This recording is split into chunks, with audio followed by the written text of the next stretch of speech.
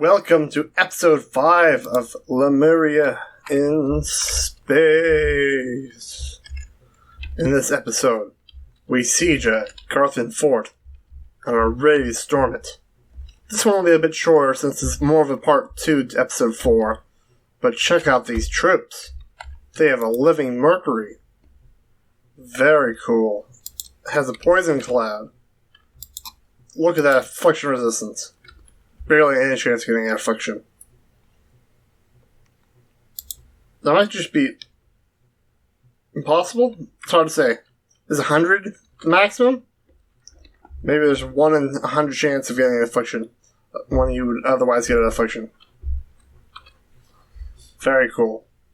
Mercury is surprisingly easy to animate, being an inherently magical substance associated with change, fluidity, and perfection. Apart from being surrounded by noxious fumes, the living mercury is similar to a water element, so it will also shrink when damaged. Interesting. Right. What else do we have? These creatures, what are they? Let's get a close look. Pretty nasty. A cave grub. In the deep caverns of the earth, strange worms and crawling beasts can be found. The cave grubs are huge larvae with highly corrosive saliva able to dig through the earth and stone of the underearth. Their tunnels are used by pale ones and other cave dwellers. Cave grubs have weak minds and are easy to control and compel with magic. Agartha mages often summon them to dig tunnels throughout their kingdom, but the grubs' tunneling abilities have other uses, and they've been summoned to be used in sieges by surface dwellers who have been found their way to the underearth. Catonian alchemists have found their saliva to be a highly useful substance, and is an important ingredient in cave fires manufactured. Let's take a look at this bite. Does corrosion damage? It has an area of effect. Interesting. It's a special type of damage. I bet that breaks your armor. That's pretty handy.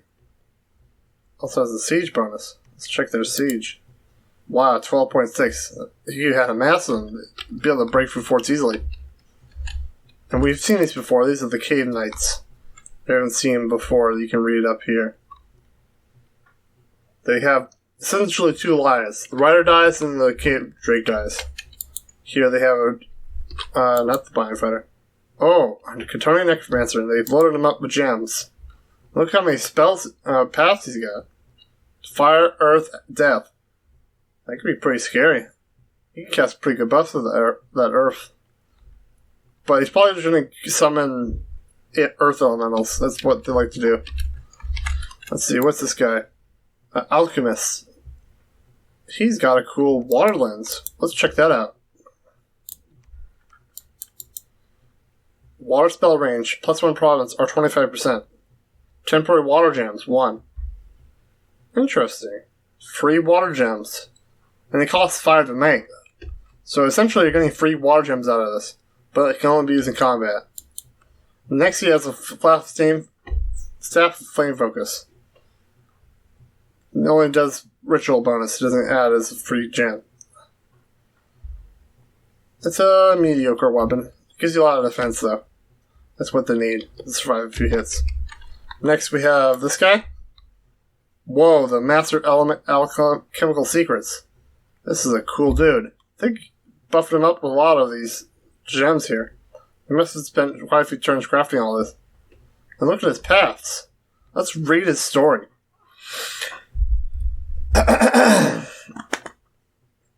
Eckhart was born in Kohlbrunn, one of the deeper reaches of Agartha. His father was an influential servant of the oracles. He followed in his father's footsteps and became Cartavika of the Tomb of Kohlbrunn. He soon became bored with his priestly tasks and began to explore the secrets of old Agartha. As a priest, he had both time and money to spend. He came in contact with a Catonian alchemist who wanted access to the deeper cavern closed by priests. Curiously, he began to study the alchemy of the old ancient ones. After having discovered the means to distill precious metal, he abandoned his priestly career and moved his laboratory to the deepest possible cavern. After years of alchemical experiments, he returned with unearthed secrets that would help Agartha in the coming war. The secret recipe of cave fire, as well as a refined method of distilling mercury, are attributed to Eckhart. He successfully prolonged his life through alchemical transmutations. but his mind suffered a bit from exposure to noxious fumes and experiments on his own person.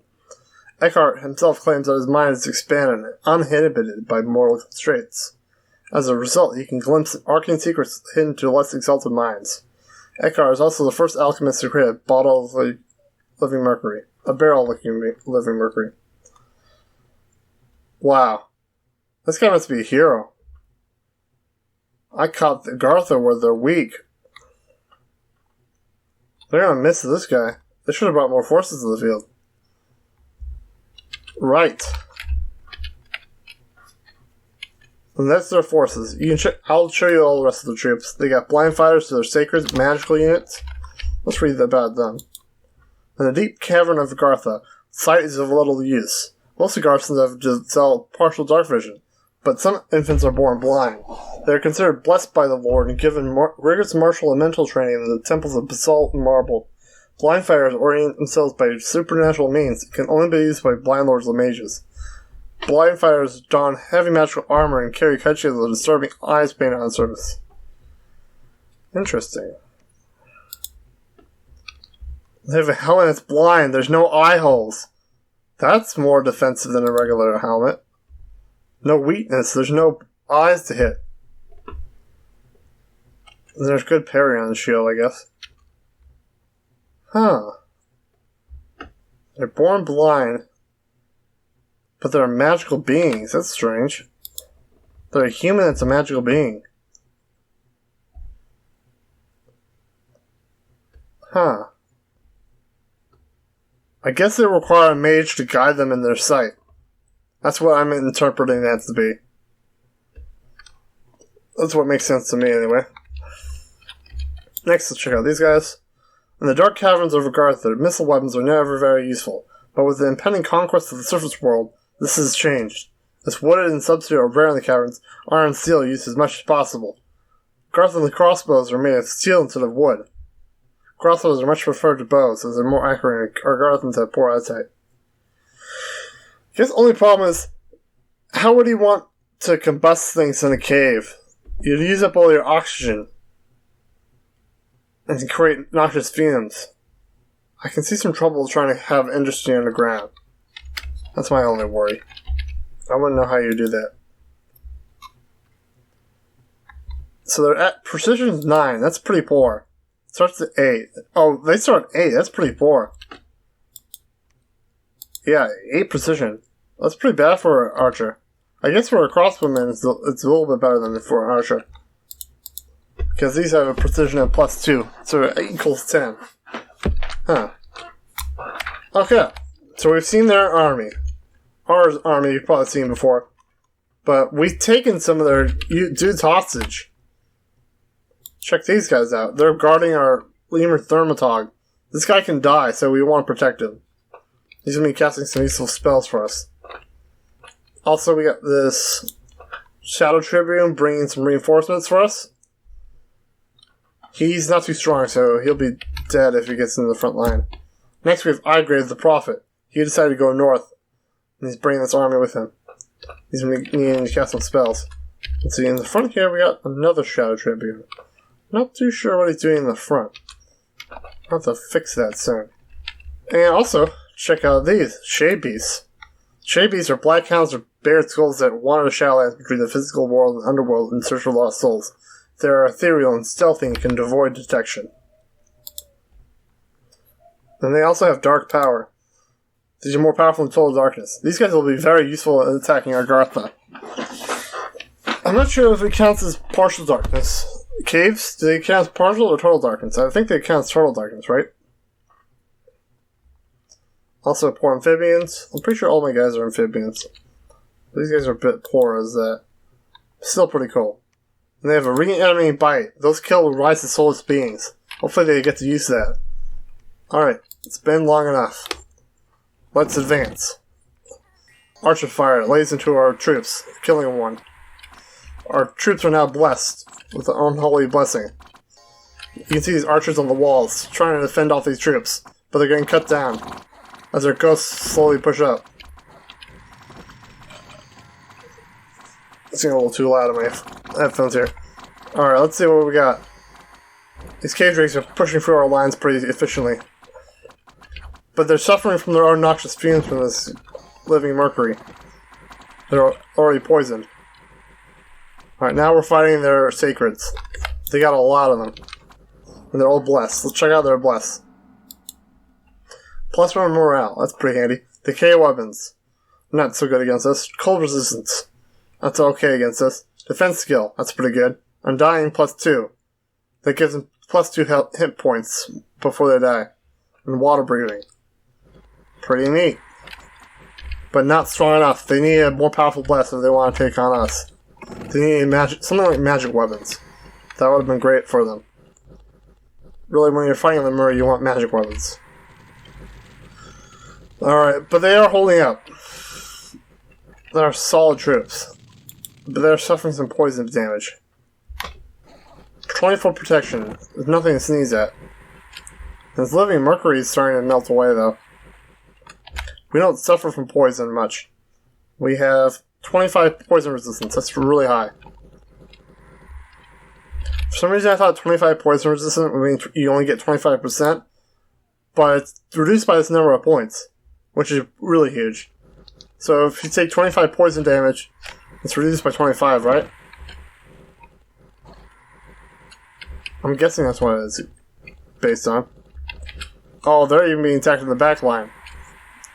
Why is this guy on fire? That's wild. What happened to him? He's burning up. Oh, this poor guy. Eckhart von Kohlbrunn. He's surrounded. You better have some plan. He can't escape back into the fort, so he's pretty much gone. What a cool guy. I wish I could, like, capture him or something. Nope, he's dead. That's the end of his story. Alright. And that's the end of Agartha here. We caught some undead. We summoned a few of them. And we keep on making more.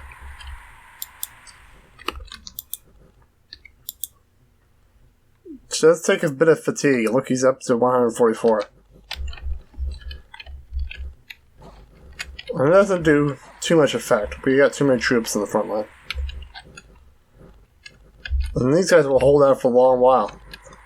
But they're fleeing now, so they're not trying to fight back. They're just trying to leave. I could use a drink of water.